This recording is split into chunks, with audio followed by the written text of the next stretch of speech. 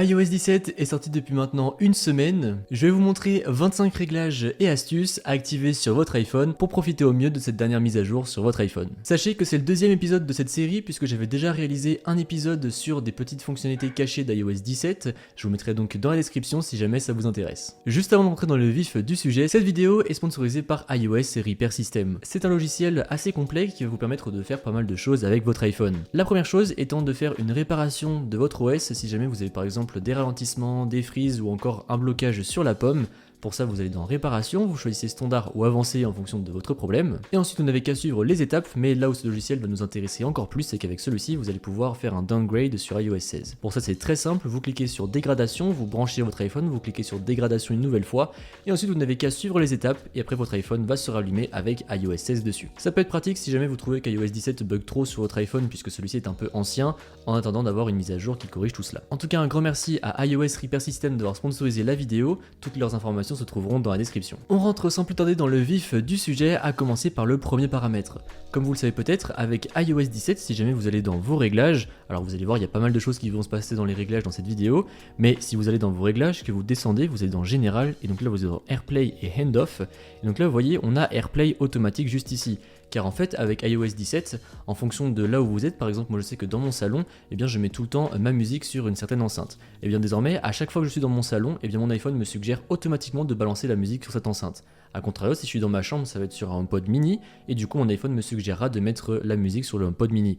Et donc c'est pour ça que je l'ai mis en automatique, sinon vous pouvez mettre en demandé, comme ça à chaque fois, eh bien votre iPhone va vous demander si vous voulez mettre la musique sur cet appareil ou non. Mais personnellement je l'ai mis en automatique et c'est hyper pratique puisque du coup j'ai rien à faire, ça pop directement dans mon Dynamic Island, voulez-vous mettre la musique sur cet appareil? Oui, et on n'en parle plus, la musique se lance sur l'enceinte. D'ailleurs en parlant de musique, avec iOS 17 il y a eu pas mal de changements dans l'application musique, mais ce qui va nous intéresser aujourd'hui c'est que donc toujours dans les réglages encore une fois, si on descend et que l'on va cette fois-ci justement dans l'onglet musique et qu'on descend encore un petit peu, et bien vous avez fondu enchaîné et je vous recommande de l'activer puisque récemment je suis passé de Spotify à Apple Music et justement j'avais ce fondu enchaîné sur Spotify. Donc là je suis trop content de l'avoir enfin sur Apple Music et en fait ça va tout simplement permettre que les musiques s'enchaînent parfaitement. Ça va faire une transition en fait et c'est vraiment trop bien puisque du coup il n'y a jamais de blanc dans les musiques. Moi je le mets toujours entre 6 et 7 secondes, comme ça je suis sûr qu'il n'y a jamais de blanc et que ma musique s'enchaîne parfaitement. Comme vous le savez sûrement, avec iOS 17 on a eu l'arrivée de Name Drop, très facile pour pouvoir partager des fichiers entre deux iPhones simplement en les approchant. Sauf que cette fonctionnalité peut être un petit peu ennuyante si jamais par exemple vous êtes dans le métro et que vous êtes assis à côté de quelqu'un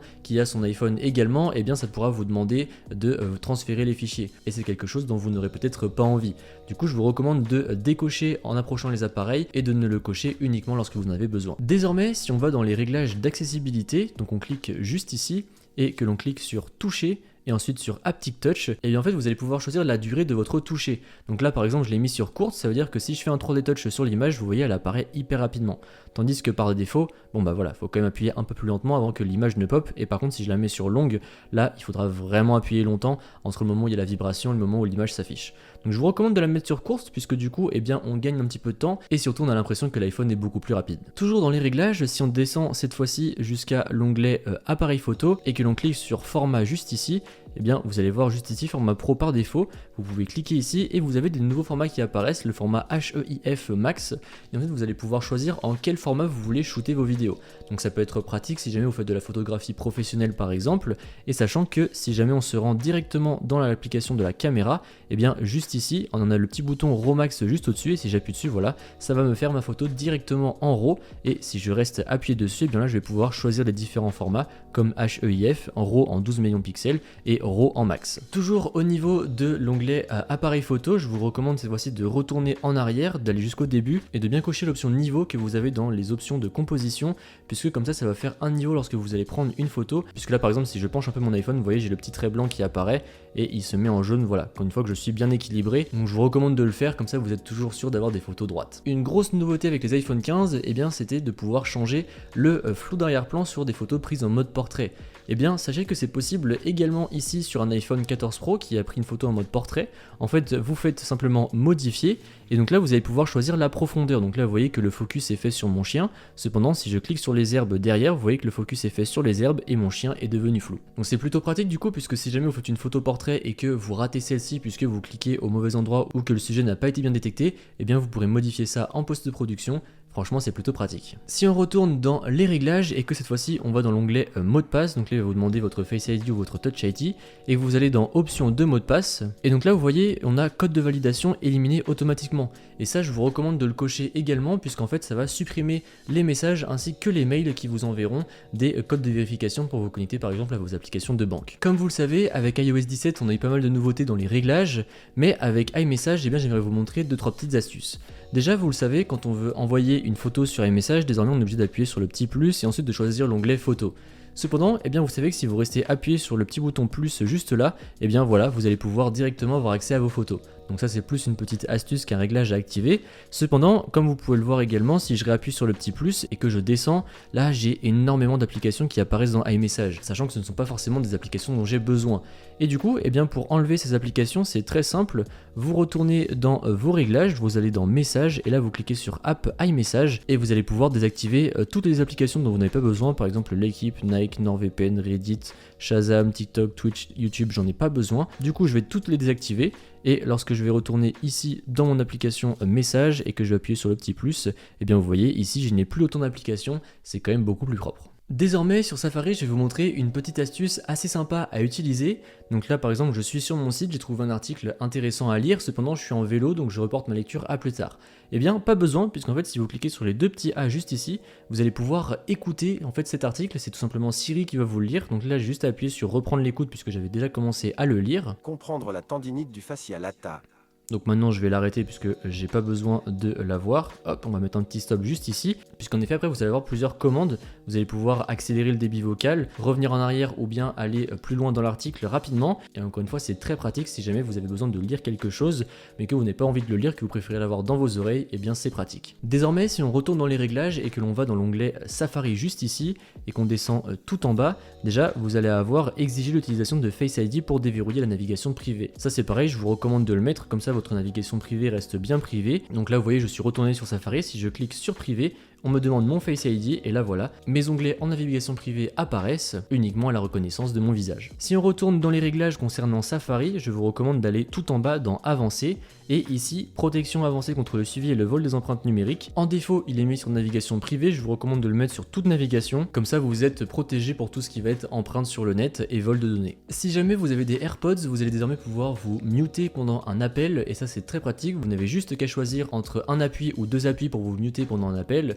Et c'est très pratique puisque c'est vrai qu'avant on devait sortir l'iPhone, le faire manuellement du coup sur celui-ci. Là on peut le faire directement avec les AirPods, c'est assez pratique à utiliser. Désormais si jamais vous allez dans temps d'écran et que vous allez sur distance de l'écran, vous allez pouvoir activer un petit réglage que je vous recommande d'activer puisqu'en fait il va faire en sorte que voilà, là je vais rapprocher mon iPhone beaucoup pour voir si ça va l'activer, mais en fait ça va mettre un pop-up sur l'écran qui va vous dire attention vous êtes trop proche de l'écran, ça risque de vous endommager la vue à long terme. Et c'est vrai que je vous recommande de le faire puisqu'on se rend pas toujours compte à quel point on est proche de l'écran et du coup ça préservera vos yeux un petit moment. Toujours dans cette même rubrique vous avez sécurité des communications et ça c'est pareil, je vous recommande de l'activer notamment si jamais vous avez des enfants puisqu'en fait l'iPhone va détecter par exemple quand il y a de la nudité dans un contenu, que ce soit sur internet ou sur des messages envoyés que votre enfant aurait pu recevoir, et comme ça en fait l'iPhone va flouter tout ça. Et après vous avez même des ressources liées à la sécurité des enfants que vous pouvez lire si jamais ça vous intéresse. Désormais si on va dans l'application Maps, là également il y a pas mal de choses à faire. Donc cliquez sur votre tête et ensuite allez sur plan hors-line. Et là comme vous pouvez le voir,